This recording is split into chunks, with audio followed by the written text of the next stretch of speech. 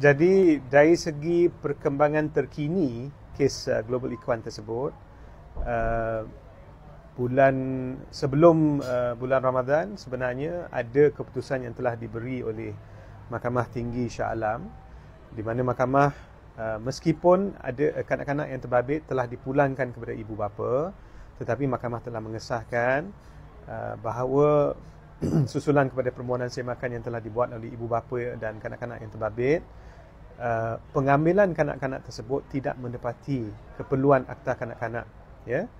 Dan secara khusus antara tanggungjawab yang dimiliki oleh pihak berkuasa adalah apabila ingin mengambil tindakan pengambilan anak-anak daripada ibu bapa mesti dimaklumkan tentang pengambilan oleh pihak berkuasa tersebut, ya.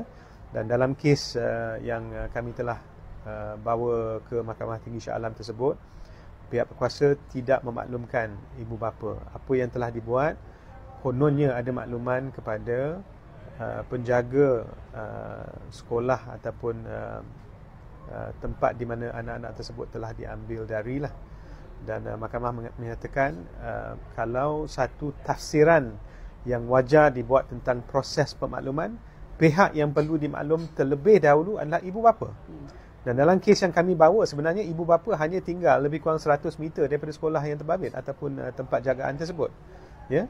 Jadi ini bukan setakat satu keputusan yang memiliki kesan terhadap anak-anak yang di mana kes tersebut telah didengar, tetapi bagi kesemua anak-anak yang terbabit, itulah kedudukannya di sisi undang-undang.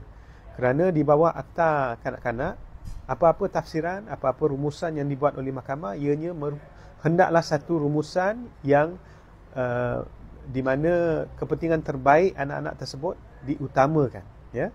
Dan dalam kes ini, apabila ibu bapa khususnya wujud, tafsiran yang sepatutnya adalah makluman mesti diberi kepada ibu bapa. Sebab mereka merupakan penjaga yang paling utama semasa anak-anak tersebut diambil. Dan dalam kes ini mereka tidak dimaklum, dan hasil dari itu pengambilan tersebut tidak sah di sisi undang-undang. Jadi semoga perkara dan keputusan yang telah diberi oleh Mahkamah Tinggi Shah Alam tersebut menjadi satu iktibar, satu pengejaran kepada pihak berkuasa. Apabila anak-anak ingin dipisahkan kepada ibu bapa yang sah, langkah yang paling sesuai, maklumkan ibu bapa. Jangan pisahkan anak daripada ibu bapa, ya. Dan semoga keputusan yang telah diberi oleh Mahkamah Tinggi Shah Alam tersebut memberi manfaat kepada semua anak-anak yang berada dalam keadaan yang sama.